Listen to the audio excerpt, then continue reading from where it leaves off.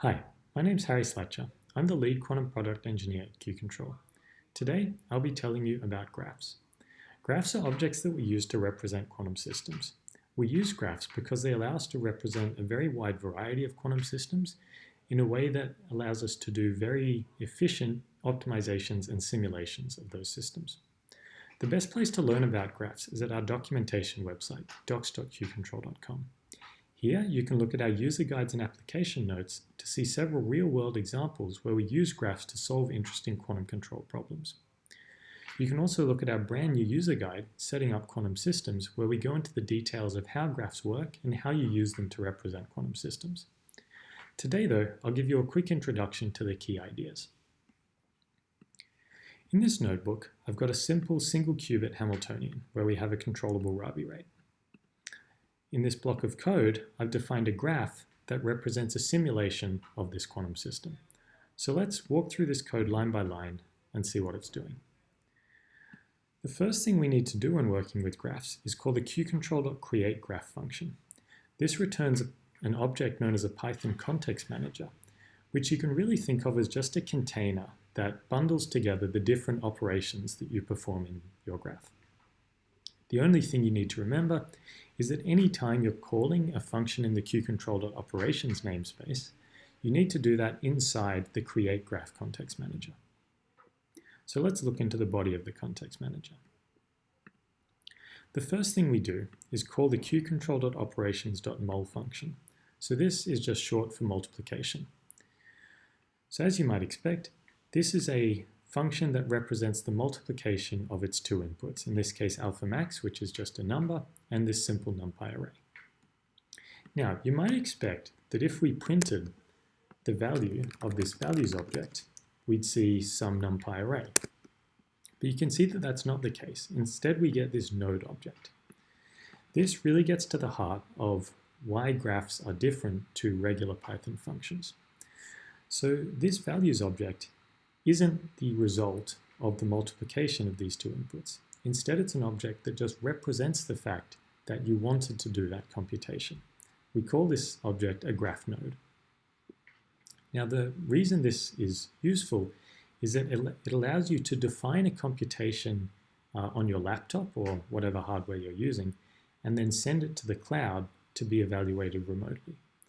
Put another way, you define a recipe for your computation using a graph, and you send that recipe into the cloud where it can be evaluated very efficiently on our high-performance hardware. So if we continue stepping through the example, we can see some more details about graphs. So the next thing we do is call the Cuecontrol.operations.pwc signal function. Now this is a function we use to represent a function of time appearing in your Hamiltonian. So in this case, the alpha function. So its inputs are the values, which we defined earlier, and the duration, which is just a number. So this is an object that represents the alpha function of time appearing in your Hamiltonian. Once again, this isn't really a concrete object with specific values. It's just a graph node that represents the recipe for producing those values. Now, the other thing to keep in mind is that the input to this PWC signal function was another graph node. And this really gets to why we call these objects graphs. Even though these look like standard function calls, what they're actually representing is a directed graph that expresses how you transform your input quantities, which in this case were these alpha max and this numpy array, into output quantities.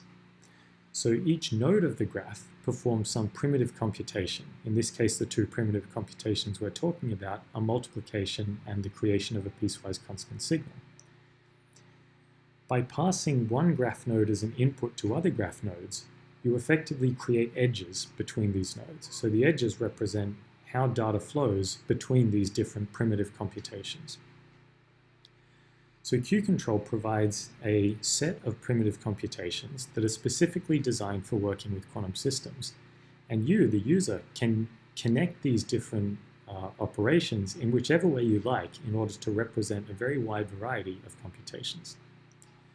So if we continue through the example, the next thing we do is call the PWC operator function. Now all this does is combine a function of time, alpha, with an operator. So this is now representing the full Hamiltonian of the system. And finally, we use the time evolution operator's PwC function, which calculates, from a Hamiltonian, the time evolution operators of the system. Now this one's a little bit different to the previous nodes because it's not just doing some simple manipulation of data. This is actually solving the Schrödinger equation to calculate the time evolution operators of your system. So effectively, this graph is representing a simulation of your quantum system. Hopefully this has given you a basic idea of how graphs work and why we use them. In the next video, I'll go into more details of how you actually perform computations using graphs. In the meantime, if you're interested, you should head to our documentation website and look at the examples we have of using graphs to solve real-world problems. Thanks for listening.